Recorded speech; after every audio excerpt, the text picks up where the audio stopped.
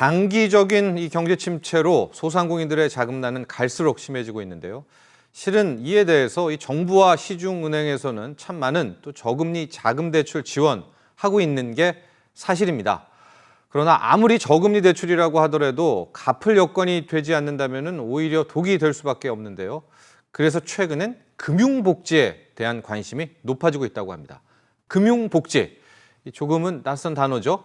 이 시간에는 한국금융복지정책연구소 정운영 소장과 함께 이 금융복지에 대한 이야기 나눠보도록 하겠습니다. 전화 연결되어 있습니다. 정운영 소장님 나와 계시죠? 네, 안녕하세요. 네, 안녕하세요. 반갑습니다. 네, 반갑습니다. 저희가 오늘 나눌 이야기가 금융복지인데요. 이 금융복지에 대한 이야기에 앞서서 한국금융복지정책연구소 어떤 곳인지 좀 간략한 설명 부탁드립니다. 네, 최근 빈번한 대형 금융사고 등이 발생하면서 금융이 국민의 고통을 가중시키고 불안을 가져다주는 요소가 되고 있습니다.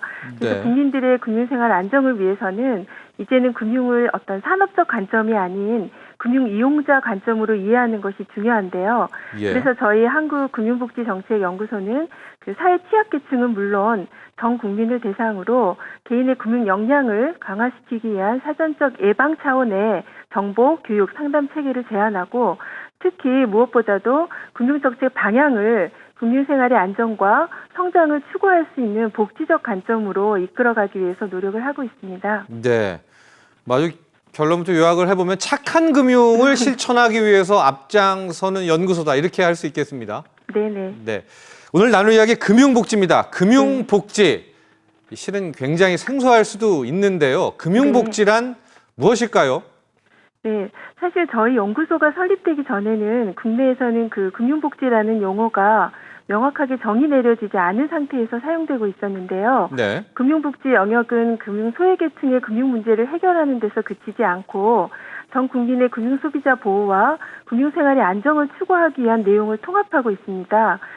특히 금융 소비자 보호에 대한 필요성이 고조되고 있는 가운데 이 금융복지 개념은 금융 소비자 보호 문제를 단순히 금융 사업자에 대한 강력한 행위 규제 차원이 아닌 금융기관들의 자발적인 사회적 의무로 인식시키고자 하는 관점이 포함되어 있습니다. 예. 따라서 금융복지는 이제 금융 소비자가 금융 서비스를 보다 안정적이고 장기적으로 활용할 수 있도록 하는 정책을 도출하는 데 매우 중요한 개념이다라고 생각하고 있습니다. 근데 우리 또 소장님 보시기에 이 금융복지 일반인, 이제 샐러리맨들한테도 굉장히 필요하지만 네네. 특히 소상공인들에게 아주 네네. 중요한 개념이다. 이렇게 바라보고 네네. 계신 거 아니겠습니까? 네네. 그런 이유가 있을까요?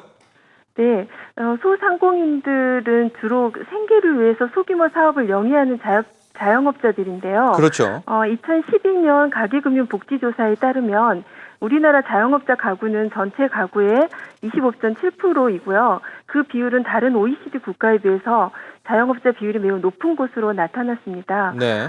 또한 최근에 연구를 해보면 자영업자의 연금 구조나 소득 구조를 볼 때 대부분 근로소득자에 비해서 취약한 상태입니다. 그런데 이 소상공인들은 사회복지 대상자가 아닌 대상자들이기 때문에 이들이 어떻게 금융을 어떻게 활용할 것인가 하는 문제는 네. 금융복지 차원에서 더 중요한 문제이고요. 특히 그들의 경쟁력 향상을 위한 효율적 금융 지원 어떻게 할 것인가 매우 중요한 문제입니다. 네. 따라서 정부가 최근에 소상공인 지원을 위한 다양한 정책을 추진하고 있지만 신용도가 낮은 소상공인들의 금융 배제 현상이 확대되고 있는 실정입니다. 네.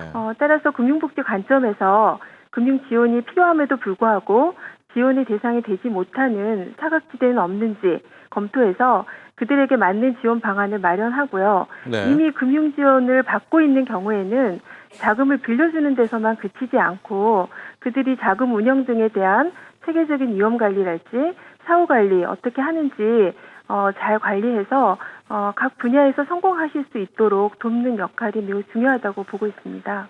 네, 그야말로 이 금융복지가 우리 소상공인들에게 정말 필요한 개념인 건 맞고요. 이걸 실천해 네. 가야 될 텐데 네. 역시 이런 이야기 나눌 때는 how to, 어떻게 할 것인가, 이 프로그램, 실천 방안들에 대해서 좀 많이 좀 논란이 있지 않습니까? 현재 연구소에서는 어떤 프로그램들 구체적으로 좀 실천 방안으로 세우고 계세요? 네, 저희는 사실은 이제 소상공인만을 위한 그런 프로그램은 아니지만 네. 구체적으로 이제 그 소상공인의 요구에 맞춰진 그들에게 부합하는 맞춤형 금융교육 프로그램이랄지 또는 그들을 교육하고자 하는 금융복지 교육사와 상담사를 위한 전문가 교육, 또 창업 및 취업 프로그램 개발 및 평가에 관련된 사업들을 주관하고 있는데요. 예. 특히 최근에는 이제 자영업자들을 대상으로 그들의 연금이나 자산에 관한 실태 조사 파악이 먼저 돼야 되지 않겠습니까? 그래서 예. 그런 조사 연구를 진행을 하고 또 선진국에서는 아이들이 고등학교 때부터 이런 창업 교육 잘 받고 있는데 어떻게 네. 진행되고 있는지 이런 연구들이 진행 중이고요. 그 외에 이제 금융 소외계층을 위한 금융 포용에 관한 사업, 그리고 소상공인을 포함한 그 서민들을 위한 서민금융기관 평가에 관련된 지표 개발에 대한 연구, 이런 연구 계획을 가지고 있습니다. 네. 주로 이제 교육 프로그램이 많은 것 같은데 어떻습니까? 소장님 보시기에 이런 교육의 중요성도 상당하죠? 네, 그렇죠. 교육에 대한 중요성이 여전히 중요하다라고 생각하고 있습니다. 네. 금융복지의 어떤 첫 번째 소상공인들에게 대한 금융교육을 시작을 한 것 같은데 뭐 끝으로요, 소상공인들에게 자금 관리 또 대출 받을 때 네네. 이런 것은 조금 주의해라, 이런 팁 몇 가지 있으면 네네. 전해 주시고 마감을 하겠습니다. 네네. 소상공인인 경우에는 일반 근로자에 비해서 경기에 굉장히 민감하기 때문에 대출 전 충분한 대출 관리 계획이 더 중요합니다. 그렇죠. 네, 현재 소상공인을 위한 금융 지원은 크게 정책 자금, 지자체 자금, 은행 자금 등을 통해 다양하게 제공되고 있는데요. 각 제도마다 적용 대상과 대출의 조건, 금리가 다르기 때문에 본인이 결정을 하시기보다는요, 전문 상담을 통해서 자신에게 가장 적합한 좋은 대출 여건을 선택하는 것이 중요합니다. 예. 그리고 대출 전 가장 고려해야 될 점 중에 하나는요, 자신이 감당할 수 없는 자금을 빌리는 것보다는 앞으로 상황을 고려해서 잘 갚아나갈 수 있는 적절한 자금을 빌리는 것이 필요합니다. 예. 그리고 마지막으로 한 가지 더 말씀을 드리자면요, 금융활동의 최대의 적은 연체 이력입니다. 앞으로 사업 자금을 위해 대출이 필요한 경우를 대비해서 자신의 신용도를 높이기 위한 노력을 해야 하고요.